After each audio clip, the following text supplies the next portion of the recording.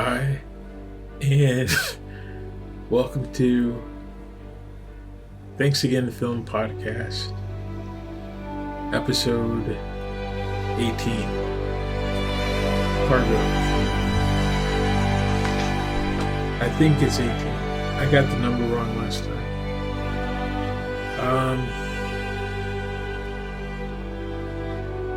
I didn't look it up. I was writing the essay today. Off and on, I've been writing the cargo essay for the video. And I thought, why not talk about it a little bit for the podcast? See if I'm leaving out a bunch that could be said. So, Cargo is a Bollywood film. And I saw it on Netflix. I have a feeling that I talked about this already. It must have been while I was playing a video game.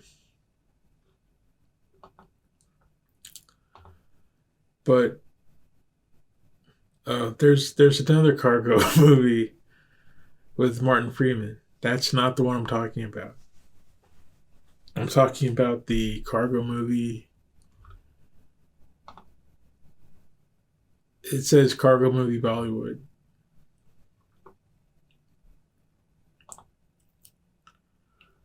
Cargo, directed by Aradi Kadab.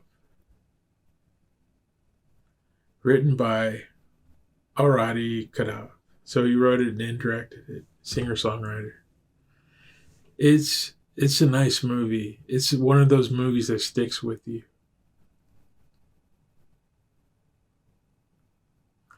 It really does stick with you. It talks about life in general. And it points to what's ultimately important in people's lives. Come to think of it, it asks a question. It doesn't necessarily ask the question, but after you watch it, you end up thinking about things. And I remember in the past, I used to think about life in general, about what's important. And it boiled down to family on one side or getting a certain amount of work done on the other. I've noticed that people who are older and decide to not have a family, they point and they say, well, I put all my time and effort into my career. I was a slave to my work and I'm proud of it. Or there's also a third category of people who just who say, I'm figuring it out. I don't understand. Which is fair. It's totally fair. I don't think there are any what do you call it? Guidebook, source book, workbook. I'm trying to think of what they had in Loki.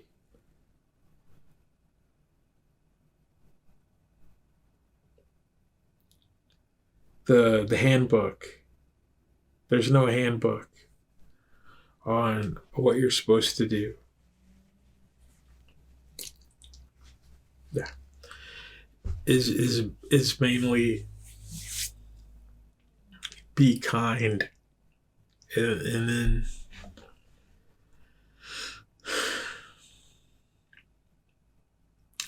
but this movie focuses on romance, that side of it.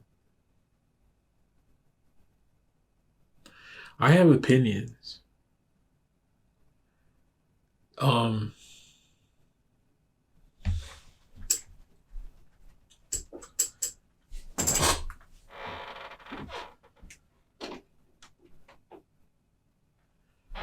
All of it, I think all of it kind of dials back to caveman stuff.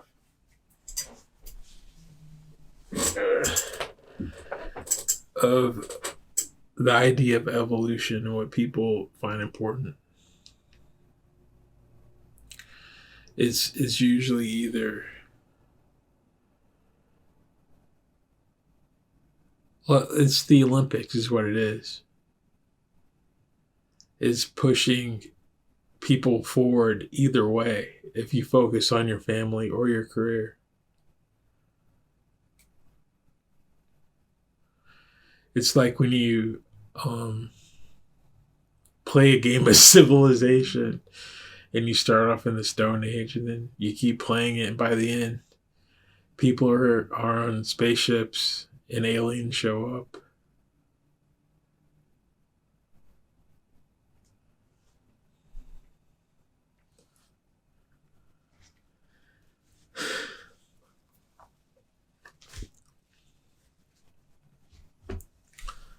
Um,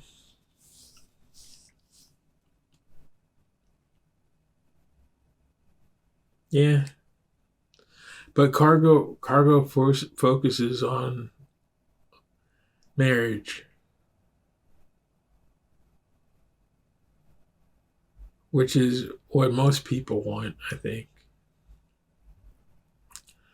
or some sort of relationship, even if people don't want to get married.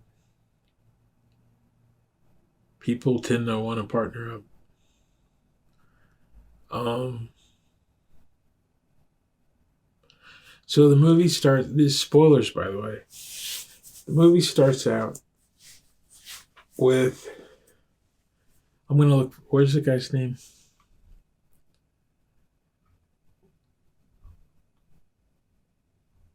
It's a really good film. It it looks independent and in the way of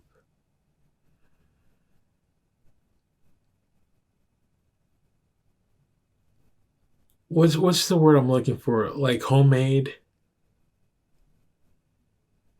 You can tell like certain sci-fi films that are independent.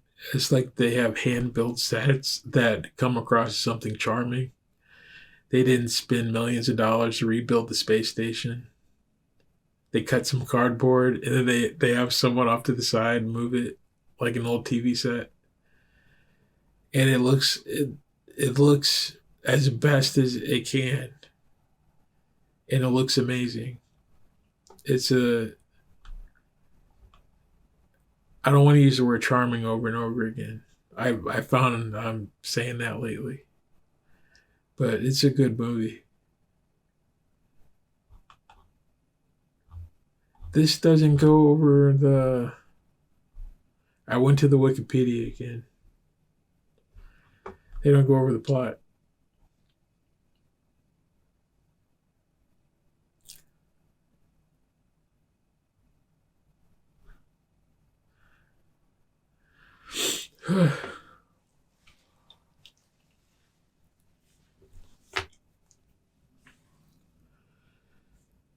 The story is set on a spaceship named Pushback 634A, where scientist Prahastha works for the post-death transition services with the help of a female astronaut, where dead people are recycled for rebirth.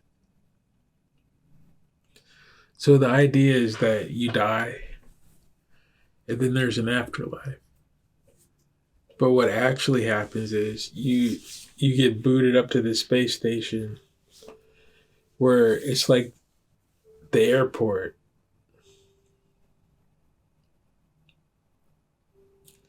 You head on up to space and you meet this guy.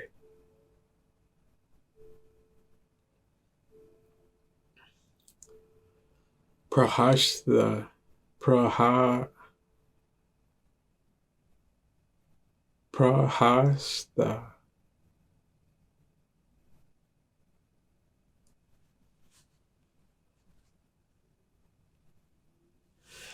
You go up there and you meet him, and then he looks you over and he processes you, and you walk through the door, and it's reincarnation, and you start over.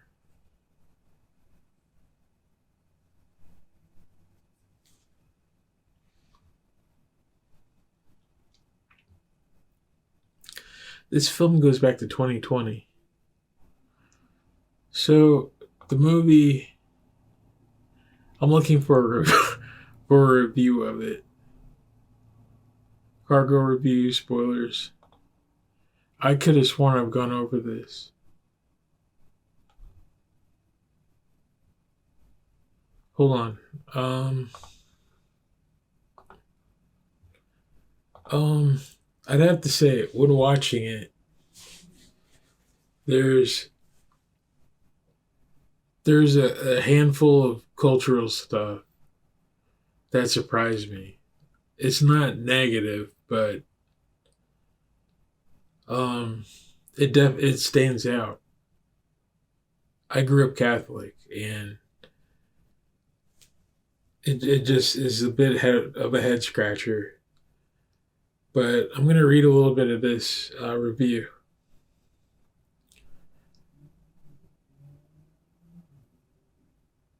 In this universe, almost immortal demons run a spaceship where they process dead souls to be taken into the afterlife and reincarnation.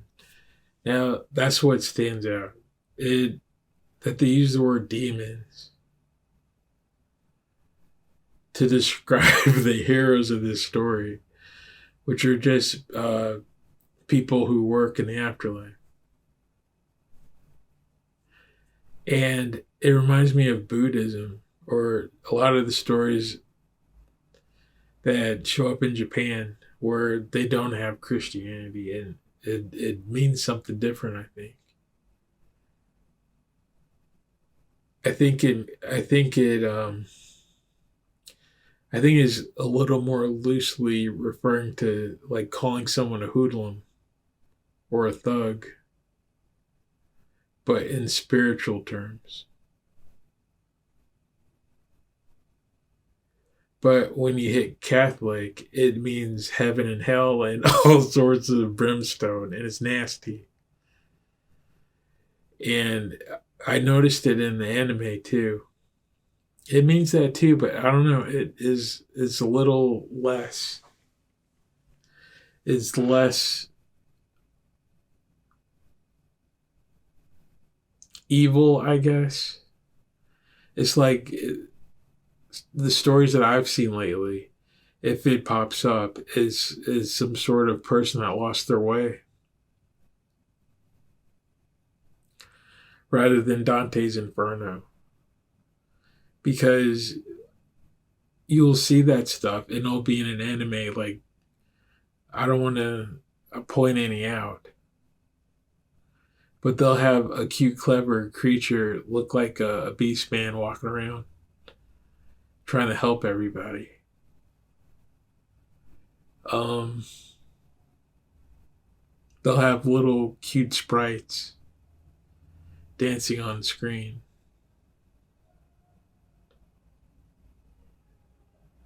But anyway, Vikrant Massey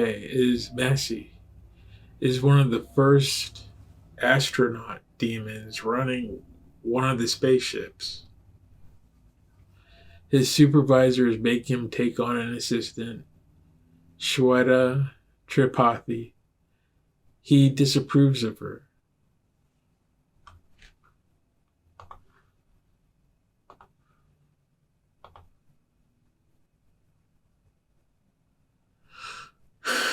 He disapproves of her, especially when she hesitates with her first interaction with a dead soul, but is impressed when she reveals her healing powers. That's one of the neatest parts of the movie, is that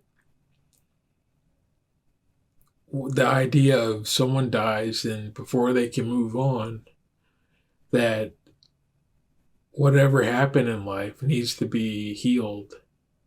And there's someone waiting to help out with that.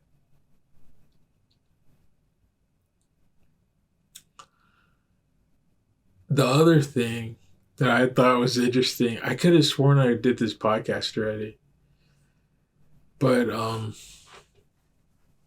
the idea that for some folks, I've heard it in what do you NDEs, near death experiences, where people people have a death experience where they actually die. They go over and they meet people. They meet people or the afterlife, some part of heaven, and then they say now is not your time, and then they get sent back to go finish living out their life. And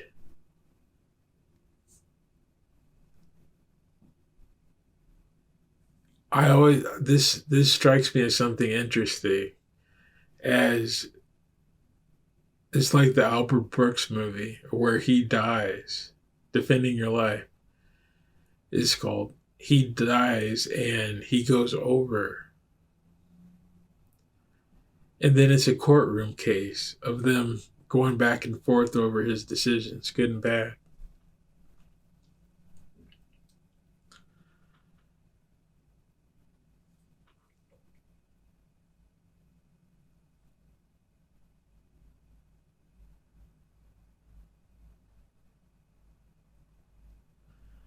Um, but what strikes me as interesting is the idea that this might happen for some folks, or what this story is suggesting is that this guy dies, goes over, and instead of seeing a white light or showing up in a broom, not a broom, showing up in a field,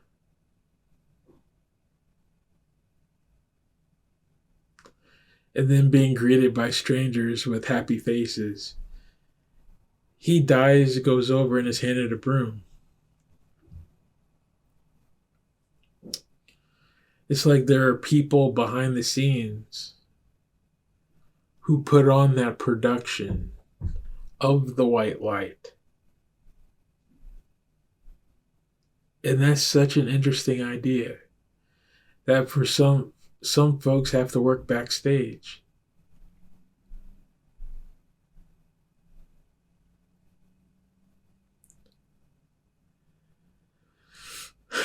Um yeah, I thought that was the neatest. This is part of the movie. It's really neat. Um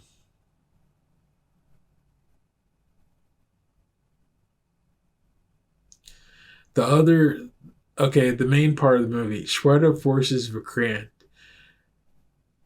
to call up his old girlfriend from training, Konkona Sin Sharma, and they have a brief call admitting that they miss each other.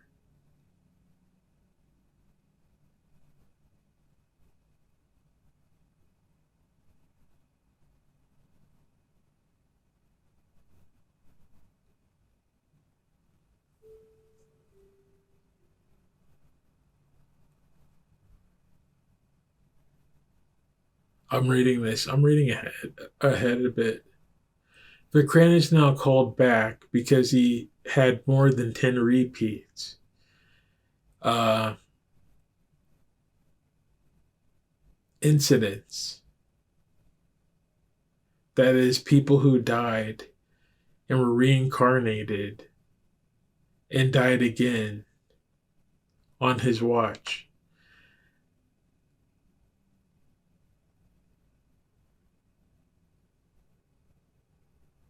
Shweta, alone on the spaceship, finds a picture he drew of her and a watch he left as a present.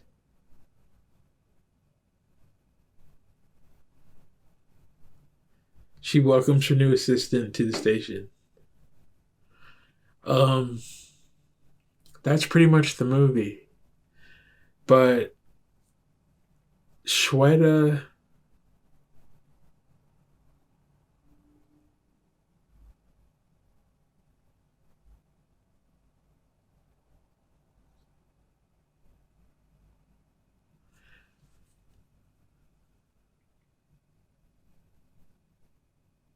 Yeah, that's correct. They don't go over. Okay, they don't go over what I was thinking. What I wanted to mention was in the movie, one of the biggest, most important parts is that there's an old couple that shows up, and the old man and the old woman are worried that once they get reincarnated, they won't find each other in the next life. And he says, "Don't worry, we always find each other." And they send them off, and on the radar, you see that one dot was ahead and the other one wasn't. And then one waits and the other one catches up, and they both dart off together. And it's charming. It's a neat little love story that happens in the middle of this movie. And it's what I think it's what the whole movie is trying to point to and say. But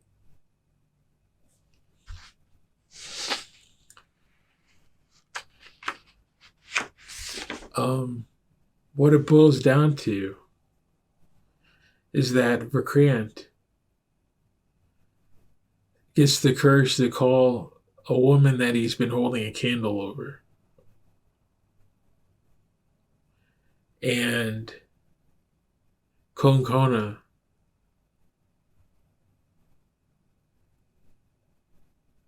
has moved on. And it's terrible. It is terrible. He calls her up from the space station. Years have gone by. The man has died, and he's still dreaming about this lady. And being around Shweta has given him the courage to talk to a woman, apparently. And so he calls Konkona and he finds out that she's happily married with kids. Now, from there, the story splits into two parts. There's two ideas, and that's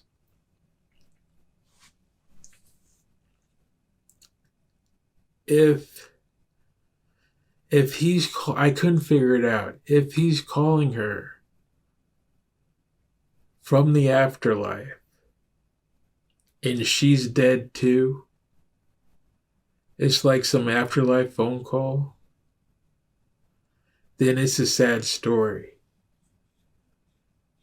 And the woman that he fell in love with no longer, well, it's not that she doesn't care for him, but it's that that relationship wasn't what he thought, and so much time went by.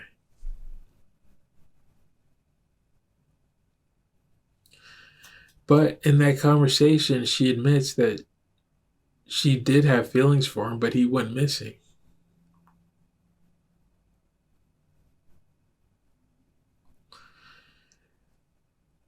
Now, the other side of it is if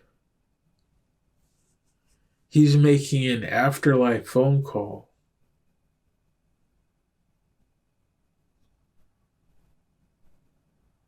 to this person who's still living, then there's still hope in the story. Then Vikrant and Kokono possibly really do have a relationship and they just couldn't find each other. Because she's one of these spirits that helps out behind the scenes. So it's likely that's what the story is.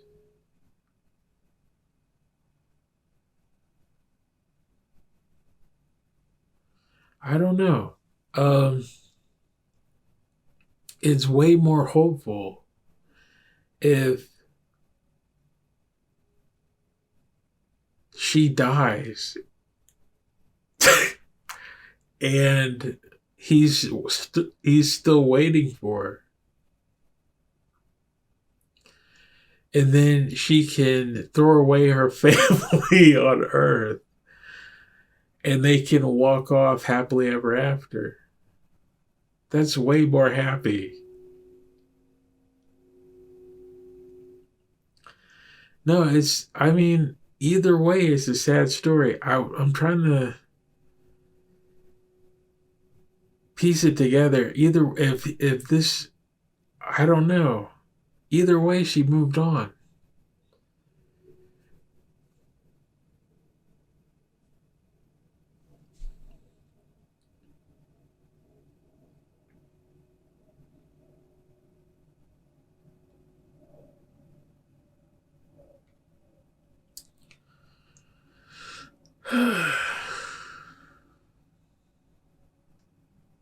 But there's hope, is the idea.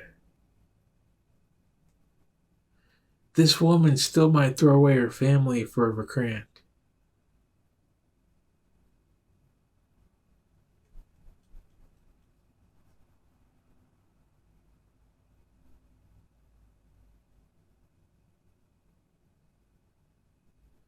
And then they could actually be one of those couples that is always waiting for each other.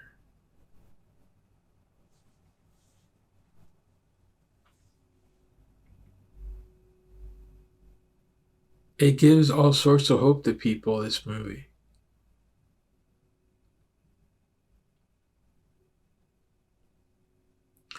But saying it out loud, I'm not sure. This whole movie could be about healing and moving on. Because that's what happens to this one guy who goes up to the space station and he's just dark and moody and he starts attacking. And Shweta and Rakran have to do something about it. And it's what gets him fired.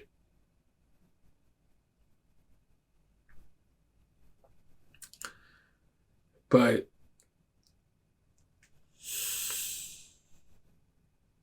that's the movie. I don't know, it's pointing to the idea that there's hope, I think. But that can't possibly be us saying it out loud. It has I think it might be about her healing.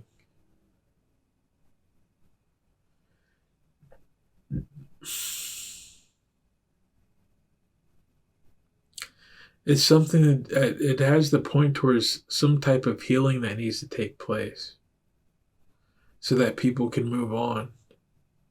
Because he's damaged.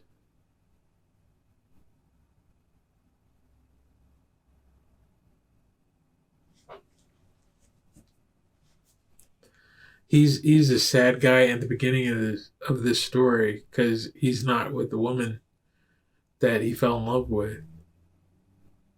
And then he finds out that she doesn't care about him as much.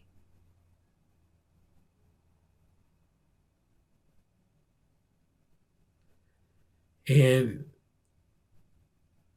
what do you do with that? He could either wait and hold a candle and find out if she wants to move on. But that's not the old couple, is it? Vikrant died unexpectedly.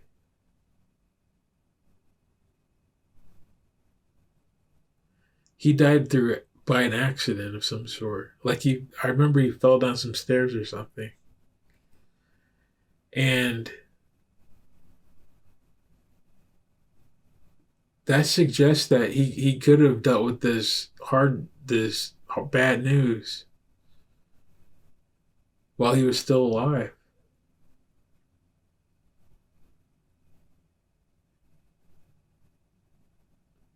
And then that would be his answer. I think that might be the answer of the story. Is that he has to move on either way. Because he didn't get a partner that waited.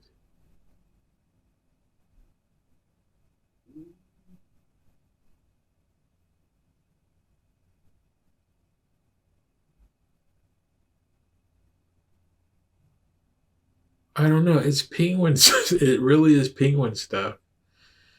There's penguins made for life, they say.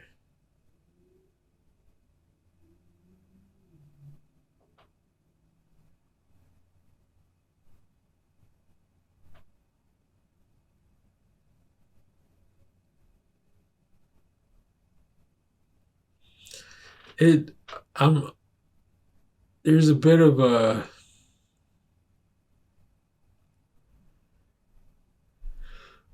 there's a bit of a tone.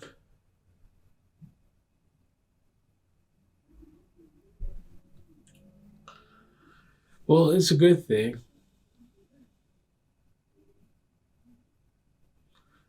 Uh, I was writing I don't know, the essay to say one thing, and I almost called it a review. I was writing this essay to say one thing, but now the more I talk about it, it's just bleak. This has to be about moving on.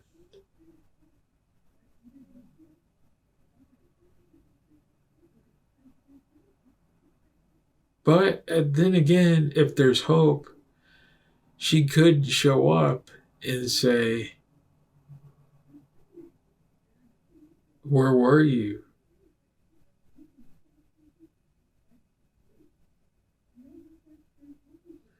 That could be that old couple that didn't meet each other.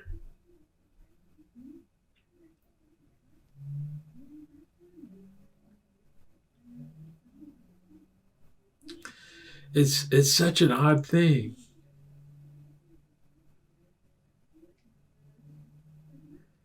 because he he met her during training. Okay, so if he met this woman during training, there's no way that he knows about her in life. So he dies. He goes over. He's calling from the afterlife. Okay, same thing.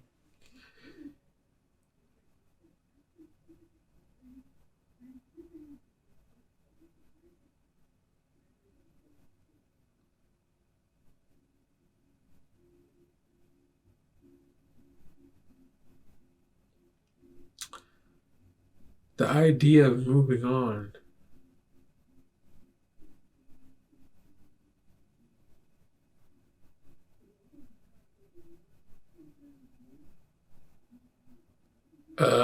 Moving on requires healing. I don't know. He was sitting by himself, sitting in silence, trying to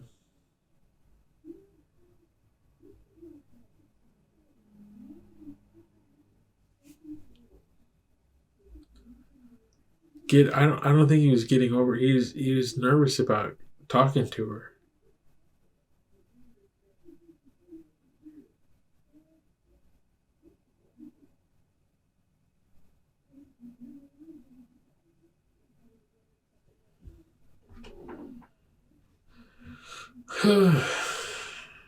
That's cargo.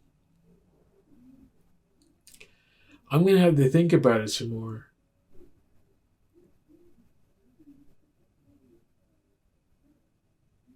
Moving on isn't easy.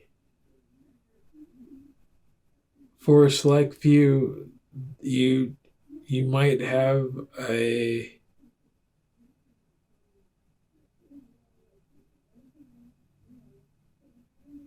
um long living relationship. They do say till death do us part. There's something about letting go of what happens in life. And that could mean these relationships too.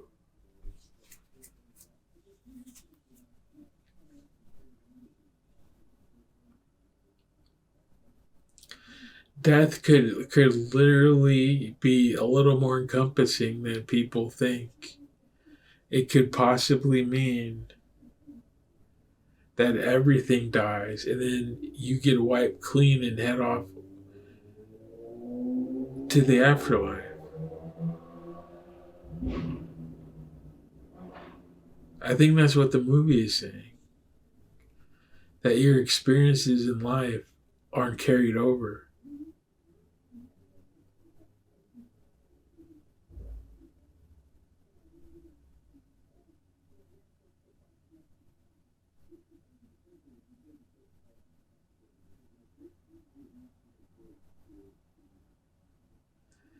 But it's heartwarming. I'm the type to hold a candle, personally. It's heartwarming. The idea of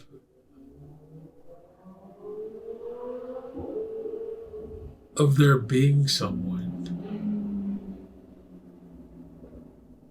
of the what a marriage is, two peas in a pod, and that carries over even after you die. I always found that sort of idea a little more honest.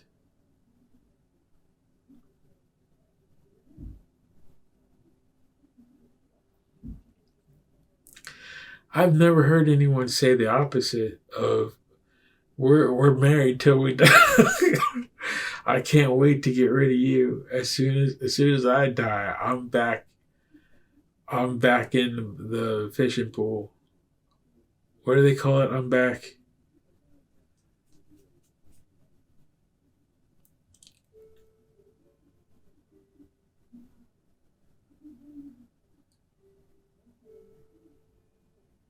They don't say charts.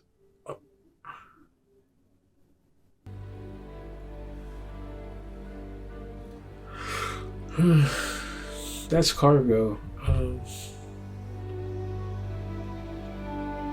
It's heartwarming.